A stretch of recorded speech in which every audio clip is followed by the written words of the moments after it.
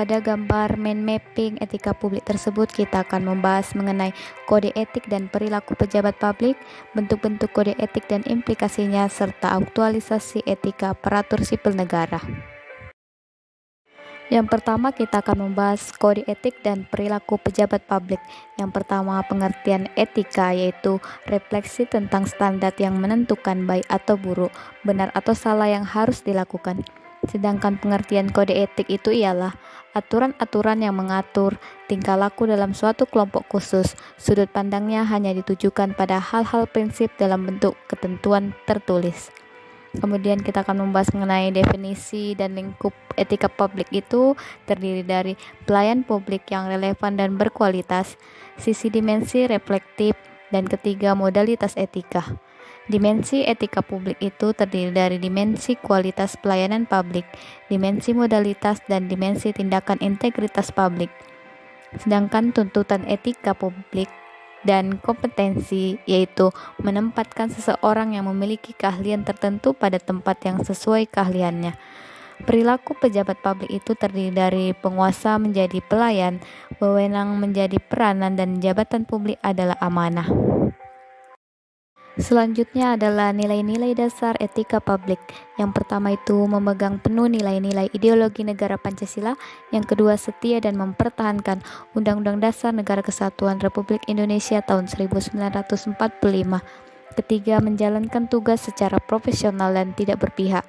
4. Membuat keputusan berdasarkan prinsip keahlian.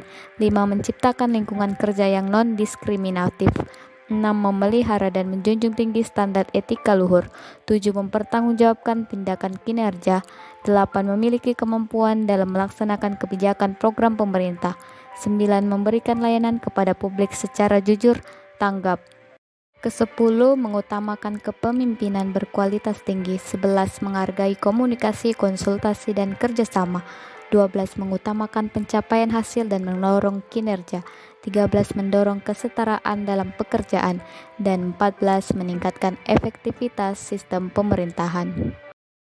Selanjutnya kita akan membahas mengenai bentuk-bentuk kode etik dan implikasinya. Pentingnya etika dalam urusan publik adalah memiliki kewaspadaan profesional dan kewaspadaan spiritual. Penggunaan kekuasaan, legitimasi kebijakan adalah kewenangan atau keabsahan dalam memegang kekuasaan. Implikasi kode etik dalam pelayanan publik adalah sebagai sosialisasi dari sumber kode etik beserta penyadaran akan perlunya kode etik. Selanjutnya adalah konflik kepentingan. Pengaruh buruk dari adanya konflik kepentingan adalah 1. Aji mumpung atau sebagai sifat memanfaatkan kedudukan untuk kepentingan sempit. 2. Menerima atau memberi suap. 3. Menyalahgunakan pengaruh pribadi. 4. Pemanfaatan fasilitas organisasi untuk kepentingan pribadi. 5. Pemanfaatan informasi rahasia. Dan ke-6. Loyalitas ganda. Beberapa contoh sumber-sumber kode etik bagi ASN dapat kita lihat pada gambar. Selanjutnya kita akan membahas mengenai aktualisasi etika ASN, yaitu terdiri dari memanfaatkan sumber daya publik, absen sidik jari, penerimaan tenaga honorer, pemberian hadiah, konflik kepentingan dalam pengadaan, kebocoran UN, pelantikan wali kota di penjara, terpidana korupsi menjabat kembali, membocorkan informasi, pengunduran diri pejabat, melanggar hukum, pembuatan tercela, dan penegakan hukum yang jujur. Selanjutnya kita akan membahas mind mapping komitmen mutu, terdiri dari efektivitas, efisiensi, inovasi, dan mutu penyelenggaraan pemerintah. Yang kedua, aktualisasi, inovasi, dan komitmen mutu.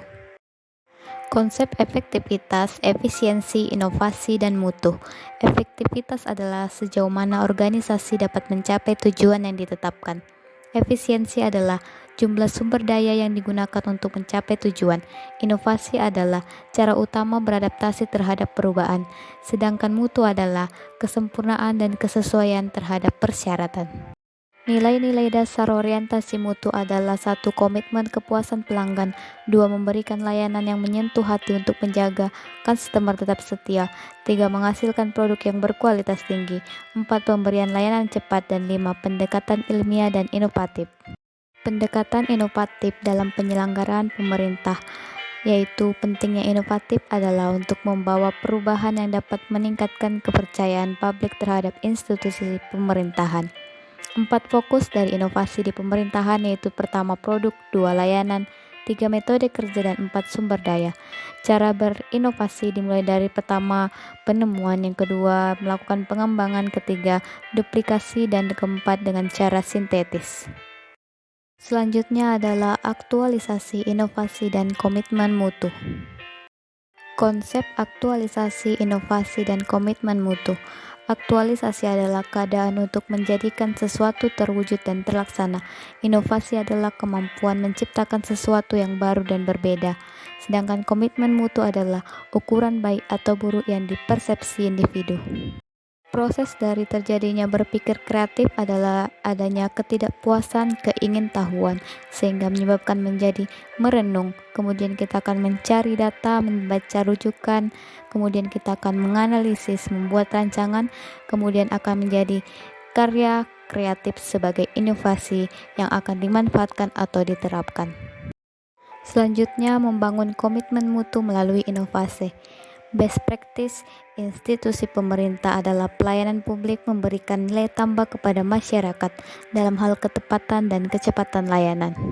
Sifat yang dimiliki ASN untuk menciptakan inovasi: yang pertama, senantiasa merasa butuh untuk mengembangkan kemampuan; 2, bersifat dinamis dan berpikir kritis; 3, selalu menjadikan keterbatasan sebagai sarana kreativitas dan inovasi. Faktor pendukung lahirnya inovasi: yang pertama, kepemimpinan yang memiliki visi misi melakukan perubahan; 2, lingkungan kerja yang mendorong kreativitas kerja; dan ketiga, budaya organisasi yang memfasilitasi inovasi. Yang terakhir adalah membangun komitmen mutu dalam penyelenggaraan pemerintah. Ada 7 aspek peningkatan mutu dalam organisasi pemerintahan.